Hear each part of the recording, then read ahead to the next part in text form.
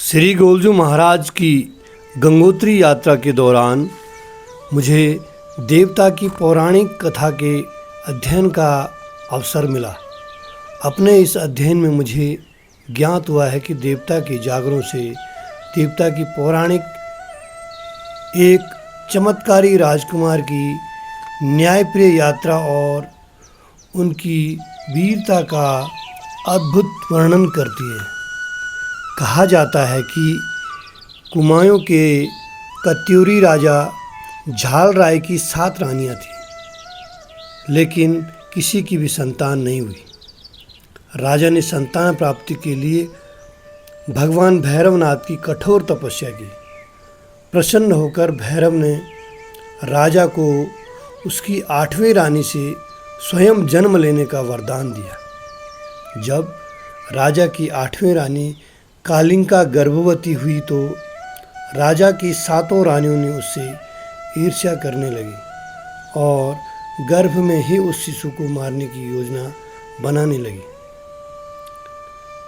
कहानी में बताया जाता है कि संयोगवश एक दिन राजा बाहर गए और 8वीं रानी ने नवजात शिशु को जन्म दिया, लेकिन ईर्ष्यालु रानियों ने वह नवजात बालक घोड़ों के अस्तबल में फेंक दिया और रानी कालिंका के पास एक सिलबट्टा रखकर यह अफवाह फैला दी कि रानी ने पत्थर को जन्म दिया है।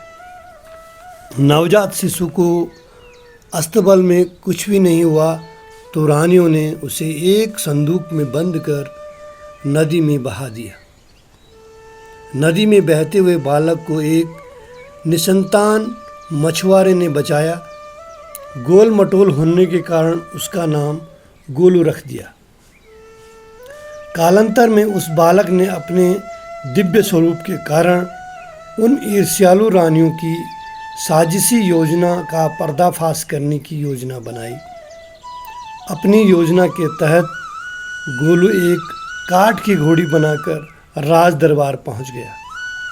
वहां रानियों से कहा कि मेरी काठ की घोड़ी को पानी पीना है, तो उन रानियों ने आश्चर्य भरी बात में जवाब दिया कि काठ की घोड़ी पानी पी सकती है क्या?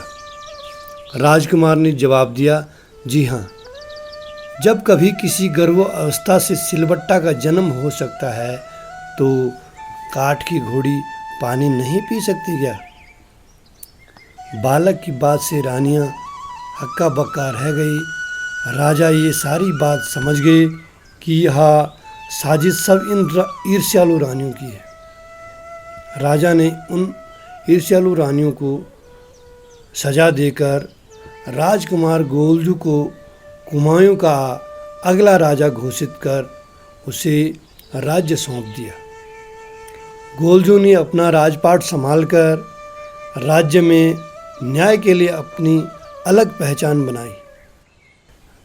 राजकुमार के इस चमत्कारी जन्म व न्याय के कारण तब से निरंतर गोलजू को न्याय के देवता के रूप में जाना व पूजा जाने लगा।